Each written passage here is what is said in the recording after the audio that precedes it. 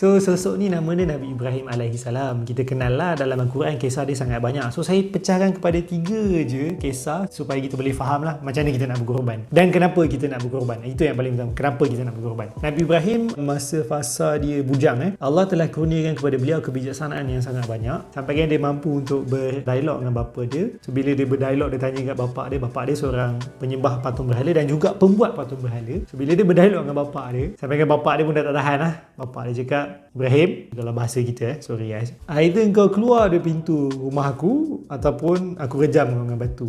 Kau pilih lah yang mana satu. So Nabi Ibrahim pun pilih yang first tu lah. Dia keluar daripada rumah tu kan. And then kemudiannya bila berhadapan dengan Raja Namrud, again dia berdialog kan. Dan Raja Namrud tak puas hati. So bila tak puas hati, sebab Nabi Ibrahim sifat dia seorang pemuda yang ingin menegakkan kebenaran kan, dia lawan lah. Bila nampak kebatilan, dia fight kan. So dia dicampakkan pula ke dalam api. Bila dicampakkan dalam api, Allah bantu Nabi Ibrahim. Allah perintahkan kepada api itu bardan wasalaman, sejuk dan nyaman. Boleh je Allah nak kata sejuk, tak perlu pun portion yang nyaman tu kan.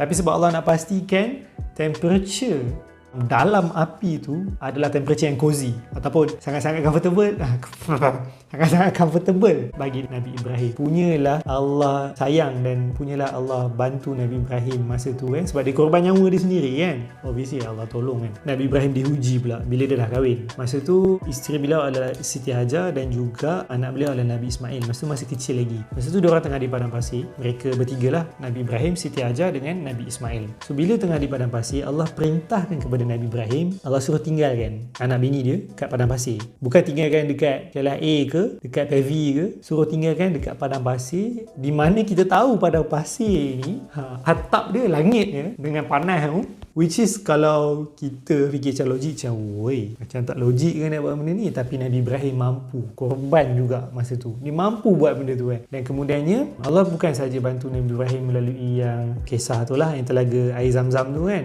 which is Siti Hajar jumpa air tu. Bukan itu saja, tapi Allah juga bagi bantuan kepada Nabi Ibrahim menerusi isteri beliau, Siti Hajar. Sebab bila Nabi Ibrahim nak pergi meninggalkan mereka, Siti Hajar tanya, adakah Allah yang perintahkan kamu buat sedemikian kan? Maka Nabi Ibrahim jawab, ya. Kemudian Siti Hajar kata, jika begitu sesungguhnya Allah pasti tidak akan mempersiakan kita. Siti Hajar pun masa tu in a way tengah menenangkan keadaan Nabi Ibrahim. So itu pun satu bantuan juga kan. Itu yang fasa kedua. Kemudiannya fasa yang terakhir dalam hidup Nabi Ibrahim, yang climax dia juga adalah bila Nabi Ismail yang tadi, yang ditinggalkan masa kecil kan dekat padang pasir, sekarang ni Nabi Ibrahim diperintahkan pula oleh Allah sembelih Nabi Ismail hidup-hidup kan. Sembelih tak ada orang lakukan tak hidup kan. Sembelih biasanya hidup-hidup, jarang dengar sembelih dalam keadaan mati kan. Bila Nabi Ibrahim nak sembelih Nabi Ismail, maka Allah tukar Nabi Ismail tu, instead of Nabi Ismail dia tukar jadi seekor kambing, kibas kan. Maksudnya Allah bantu lagi sekali Nabi Ibrahim. So daripada 3 kisah ni, saya nak cuba bagi anda nampak bersama-sama, setiap kali kisah ni Nabi Ibrahim sentiasa diuji dengan korban nyawa, betul tak? So yang pertama adalah korban nyawa sendiri masa dia muda masuk dalam api. Kemudian diuji dengan korban nyawa siapa? Anak dan isteri masa di padang pasir. Kemudian yang terakhir, korban nyawa